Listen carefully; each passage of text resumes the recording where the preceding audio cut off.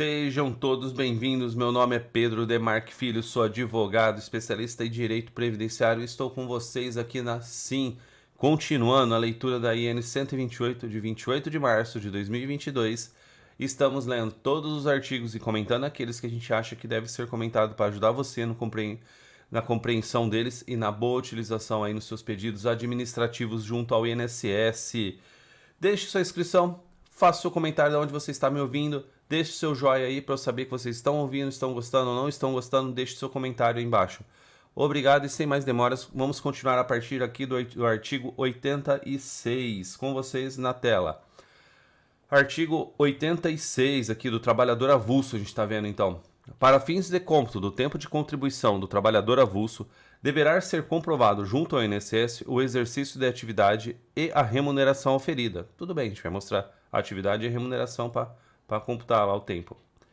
Artigo 87. Observado o disposto nas seções 4 e 9 deste capítulo, a partir da substituição da GFIP pelo E-Social, conforme cronograma e implantação previsto em ato específico, serão considerados pelo INSS o registro e a remuneração do trabalhador avulso, portuário ou não portuário, informados pelo órgão gestor de mão de obra ou sindicato, respectivamente, mediante evento eletrônico no E-Social. Então aqui já passa a ser o E-Social onde você vai informar, tá bom? Não é mais a GFIP. Parágrafo 1º. Nos casos em que o trabalhador avulso identificar que não consta remuneração no CNIS ou que este apresenta remuneração informada pelo órgão gestor de mão de obra ou sindicato com dado divergente da situação fática, o trabalhador avulso poderá apresentar, para corrigir isso, primeiro, contra-cheque ou recibo de pagamento emitido pelo E-Social, contemporâneo ao pedido que se pretende comprovar, que deverá conter, além dos dados relativos à parcela de remuneração, a. Identificação do empregador e do empregado. B. Competência ou período a que se refere o documento. E C. Número do recibo eletrônico emitido pelo E-Social. 2. Documento expedido pelos órgãos competentes que demonstre o exercício de atividade e as remunerações auferidas. Ou 3. Rol de documentos dispostos no artigo 19b do RPS. Parágrafo 2º. Na hipótese do trabalhador avulso identificar que a remuneração encontra-se extemporânea, o trabalhador avulso poderá apresentar. Então aqui, se está extemporânea, ele pode apresentar 1. Declaração do órgão gestor de mão de obra ou sindicato, sob as penas da lei, que comprove o exercício de atividade e a remuneração oferida, acompanhada de documentação que possa comprovar o que está sendo declarado. Ou 2. Rol de documentos dispostos no artigo 19b do RPS. Parágrafo 3º. Os documentos elencados no inciso 3 do parágrafo 1º e do inciso 2º do parágrafo 2º devem formar convicção quanto à competência ou período que se pretende comprovar, remuneração oferida, bem como serem contemporâneos aos fatos a serem comprovados. Parágrafo 4º. Ato do diretor de benefícios poderá estabelecer outros documentos para fins de reconhecimento do exercício de atividade e remuneração, na forma definida pelos órgãos competentes.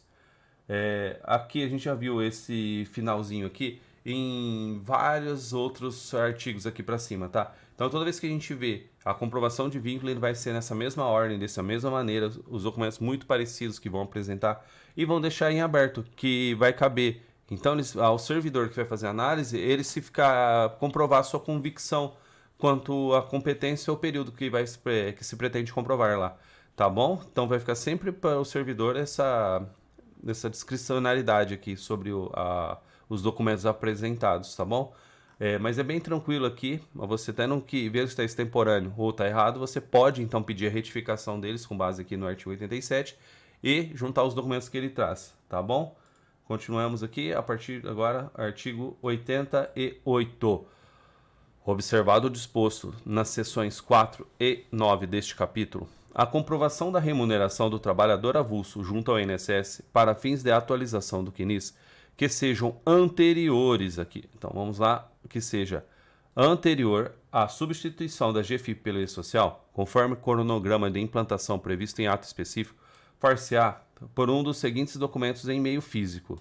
Aqui então ainda não se passou por E-Social, a gente vai tratar daqueles períodos anteriores, onde ainda utilizava a GFIP, então esse é meio físico que a gente vai comprovar. A documentação que a gente vai levar é 1. documento contemporâneo que comprove o exercício da atividade e a remuneração, que contém a identificação do trabalhador avulso, do intermediador da mão de obra, do tomador de serviço, bem como a remuneração e a competência que se refere.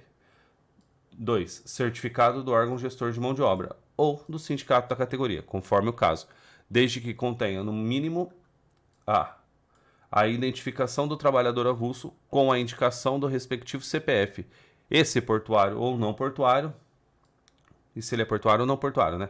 B. A identificação do intermediador da mão de obra. C. A identificação dos tomadores de serviço e as respectivas remunerações por tomador de serviço, com a indicação da competência que se refere. D. A duração do trabalho e a condição em que foi prestado, referentes ao período certificado. E E. A afirmação expressa de que as informações foram prestadas com base em documentação constante nos registros daquelas entidades e que se encontram à disposição do INSS para consulta. Parágrafo 1º. O órgão gestor de mão de obra ou o sindicato da categoria poderá utilizar o modelo certificado de tempo de contribuição do trabalhador avulso constante no anexo 6º.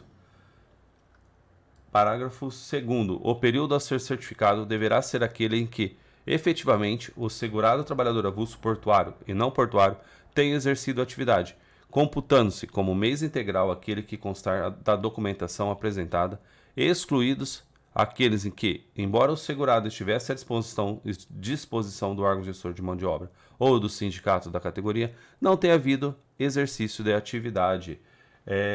Então não basta ele estar à disposição ali do órgão gestor de mão de obra, ele tem que ter prestado o serviço efetivamente, tá bom? Para ser reconhecido. O modelo que vai ser utilizado para comprovar que foram extemporâneos é o certificado de tempo de contribuição do trabalhador avulso do anexo 6º. Você vai usar ele, poderá, tá bom? Poderá.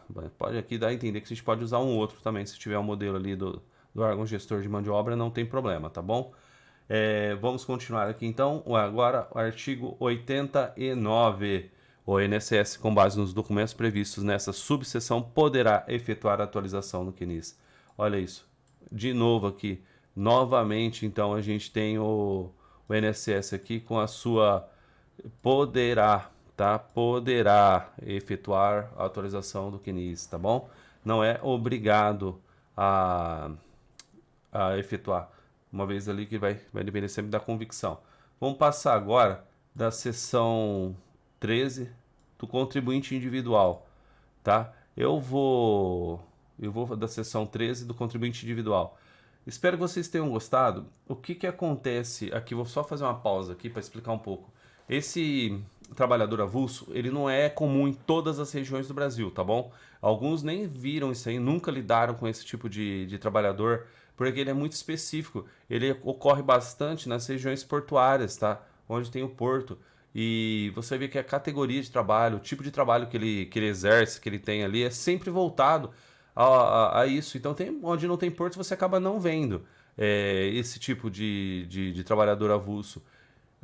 Mais para o interior do Brasil, interior do estado de São Paulo, aqui, por exemplo, onde eu estou aqui, no interior do estado de São Paulo, a gente acaba nem tendo contato com esse trabalhador avulso, tá bom? Não tem nada para trabalhar com ele, mas a gente não vai, por isso que a gente vai deixar de ver, porque pode ser que alguém aí tenha contato. Conte aí para mim se você já teve contato com esse trabalhador avulso e se sim, tá? Como foi que você resolveu? Se teve algum problema, se estava tranquilo, se o órgão gestor de mão de obra fez tudo certinho, tá bom? Eu agradeço mais uma vez a vocês que estiveram aqui comigo nessa leitura. Vou parar por aqui para continuar a partir do contribuinte individual, agora que é um que a gente vai ter mais contato com ele, a partir do próximo vídeo, tá bom? Obrigado e até o próximo vídeo.